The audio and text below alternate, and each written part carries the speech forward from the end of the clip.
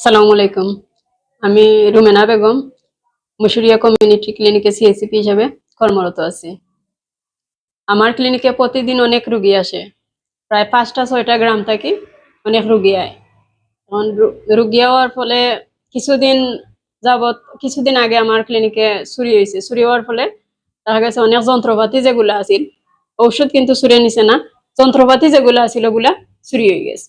চুরি হওয়ার ফলে যে মানুষ যে আয়, মানুষের যে সেবাটা দিতাম, যেমন একজন মানুষ কষ্ট করে আয়, অনেক দূর দূরান্ত থেকে আয়, আওয়ার পরে দেখা যায় যে তারে প্রেশারটা হইলো মাফিয়া দিতাম, বা অনেক আছে এখন তো বেশিরভাগ ডায়াবেটিসের সমস্যা, ডায়াবেটিসটা চেক করে দিতাম। এখন দেখা যায় এটা লাগে আমরা রেফার করা লাগে রাজনগর হাসপাতাল। রাজনগর হাসপাতাল রেফার করতে হইলে অনেক আছে কইব আমার বাড়ার টাকা নাই, এটা সমস্যা হইয়া দাঁড়ায়। এখন আমার তো চুরি হওয়ার পর থেকে আমি মানুষকে এই সেবাটা আমি দিতাম পারলাম না। এখন যদি আমার ঊর্ধ্বতন কর্তৃপক্ষ মহোদয়ের কাছে আমার আবেদন, যদি আমার যন্ত্রপাতি গুলা থাকে তৈলে আমি সেবাটা মানুষের দিতে পারবো। মানুষ যে আয়া কষ্ট করি, অনেকে হয়তো বুঝে আমরা কিছু কয় না, অনেকে আবার গাইলাইও, আবার অনেক কটু কথাও কইয়া যায়, যে আমরাও আসলে খারাপ লাগে যে একজন মানুষ কষ্ট করি আইছে কিন্তু তারা তো সেবাটা দিছি না, এর কারণে হয়তো তার রাগটা কিটা কইছে। এরপরে সাম্প্রতিক যেটা আমার সমস্যা, আমরা যেমন আমরা কমিউনিটি ক্লিনিকও বিদ্যুতের ট্রান্সমিটারটা চুরে নিয়ে যাই।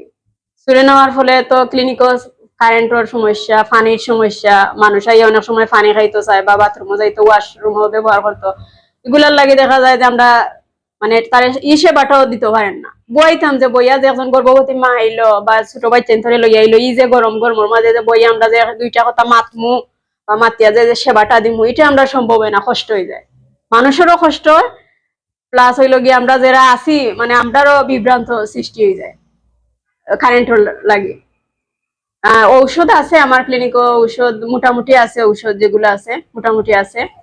আর যন্ত্রপাতি গুলো আমার হইলে ভালো হয়, আছে আমার আছে প্রেসারের মেশিন আর ডায়াবেটিসের মেশিন বা চিন্তা নেবুলাইজ করার মেশিন, এগুলো হইলে আরো সেবাটা দিতে আমার হয়তো মানুষেরও উপকার হইব।